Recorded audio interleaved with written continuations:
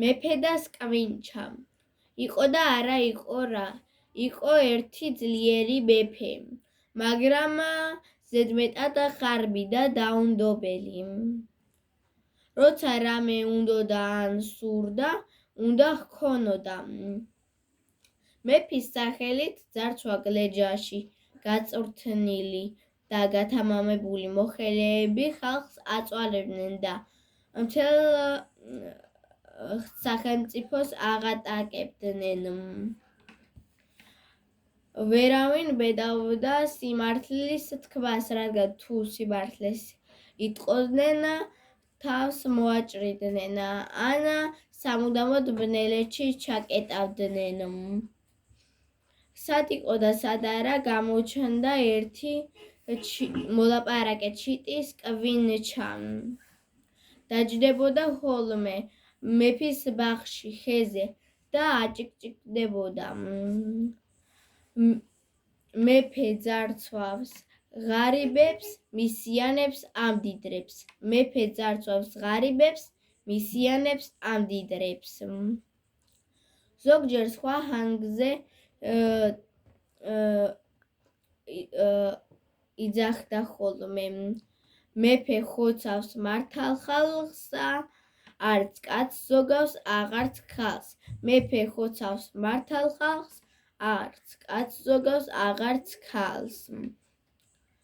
განრისხდა მეფე და მსახურებს უბრძანა, რომ სკვინჩა დაეჭირათ.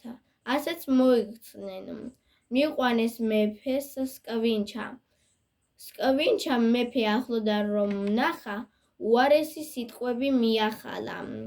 მეფე ძალიან გაბრაზდა, მზარეულებს დაუძახა და უთხრა: დაკალით ეს სკვინჩა, შემიწვით და სადილზე მომართვითო. ასეც მოიქცნენ.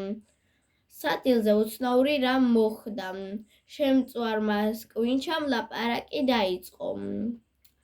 მეფეს სუფრას დავუმშვენებ, მაგრამ კი არ მოვასვენებ. მეფეს სუფრას დავუმშვენებ, მაგრამ კი არ მოვასვენებ. მეფე გაბრაზდა, დაგლიჯა და შეჭამა. სადილის შემდეგ ჩვეულებრივ ბაღში გაისეირნა. ახლა მუცლიდან მოესმა რაღაც ხმები. ღირსი იყო გავლანძღე, შიოდა და გავაძღე.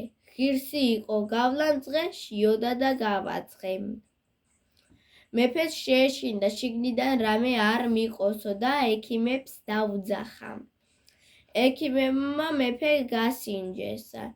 ამის შემდეგ მეფე მსახურებს დაუძახა და უთხრა: როცა სკვინჩა გამოხტება, სასწრაფოდ ვოკალითო, თორემ ცოცხალი ვერ გადაბირჩებითო. მეფის ბუქარის გამო მსახურები შეშინდნენ და დათანხმდნენ. ასეც მოხდა. გამოხტა სკვინჩა, მაგრამ ზევით აფრინდა და ხმლები მეფეს მოხვდა და სასიკვდილოდ დაიჭრა. ამის შემდეგ სკვინჩა მეფის ბაღში დაჯდებოდა ხოლმე და მომაკვდავა მეფეს უმღეროდა ხოლმე. უსამართლო მეფესა, ასეთი რამ შეხვდესა. უსამართლო მეფესა, ასეთი რამ შეხვდესა. ქართული ხალხური ზღაპარი.